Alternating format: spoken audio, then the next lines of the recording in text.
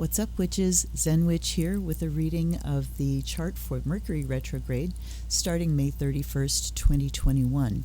Mercury retrograde periods are times when things that were put into place since the last retro period come up for review. Anything that needs revised, reviewed, rewritten, re-whatevered comes up during a retrograde period.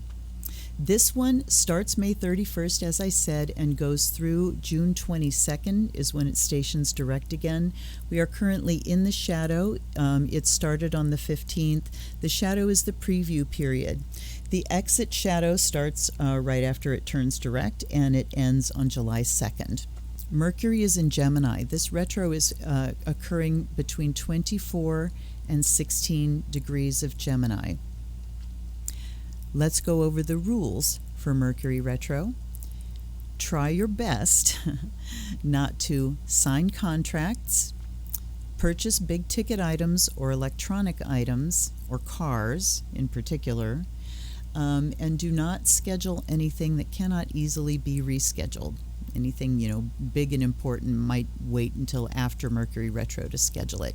Of course, if you can't help doing any of those things, call in your helpers. Ask them to clear the way for you and do your best. So Mercury stations at 24 degrees of Gemini. It will retrograde back to 16 degrees of Gemini. So being the sign that one of the signs Mercury rules, Gemini, of course, deals with logistics. It deals with intellectual activities, basic information, like straight up knowledge, factual information, data. Sagittarius is the sign that rules the understanding of that. Virgo is the sign that rules the processing of it. So this is just straight information. So this retro is really going to bring up review anything that's written, anything that is spoken, anything that's scheduled, anything under Mercury's auspices. You may be dealing with automotive things. Also look at the house or houses this is occurring in to tell you what areas may be coming up for review for you. Pay attention to planets in your natal chart between 16 degrees and 24 degrees, particularly of air signs. Those will take trines at some point during this retro. And look at the houses that those planets rule to see what's impacted. Also look at planets in mutable signs that will be taking squares or oppositions from this Mercury retro. When that happens, it adds another layer to the review that's already going on because of the actual retro. With this one, I want to call a couple things to your attention. I'm not looking at like the full chart that kicks off the retro. We're just looking at Mercury and what it does while it's going backwards. And the first 10 days are pretty critical here because of this Mercury-Neptune square. When a planet goes retrograde as a transit, its energies become less available in practical terms. So things become more esoteric. It's just harder to kind of get a grip on stuff practically. So when you throw Neptune, the dissolver, into the mix in an afflicting aspect, which is a square, it's a stress aspect. So we can say Mercury is afflicted by Neptune in these first 10 days. And all by itself, Mercury-Neptune square is delusion, self-delusion. It's, the communication is fantastical, that's Neptune, or fictitious, which is also Neptune, or idealistic, which is also Neptune. So here's where one of the things that may come up for review in this retro cycle, and it would be a good thing to kind of turn your attention to because it'll be easy to discover, is how we delude ourselves. Because it's a square, it is internal.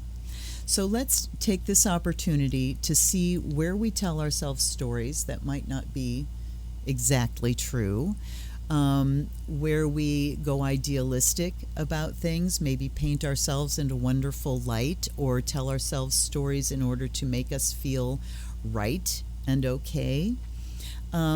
It's just an opportunity to take a look at those things.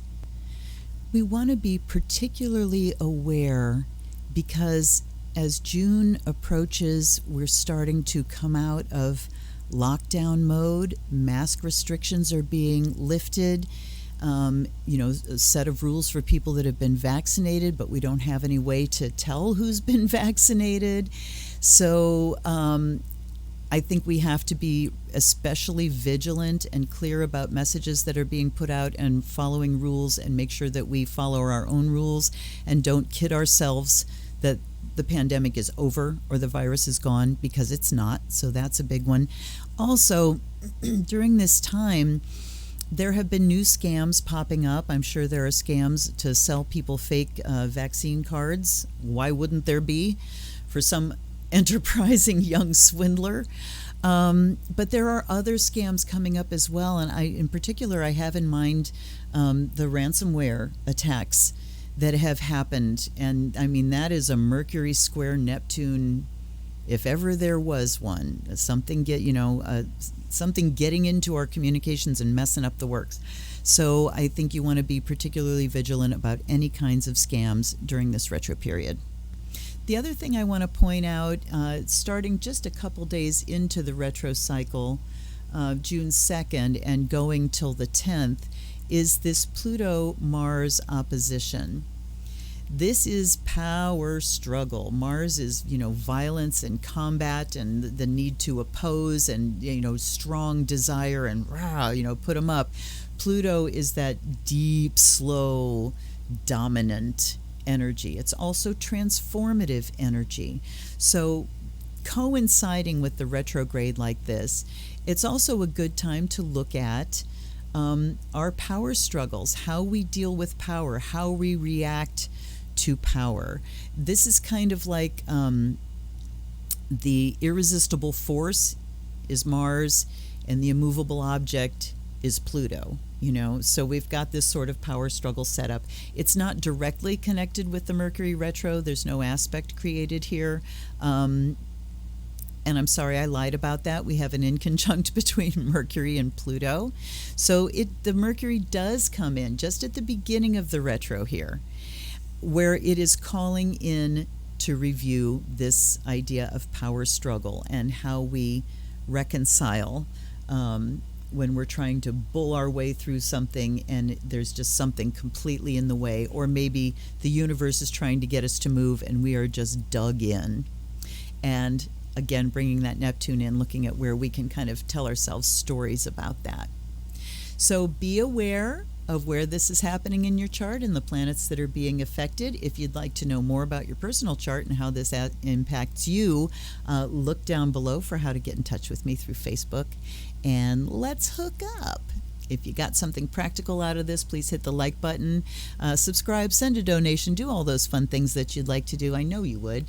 And I will talk to you next time. Until then, this is the Zen Witch. Blessed be.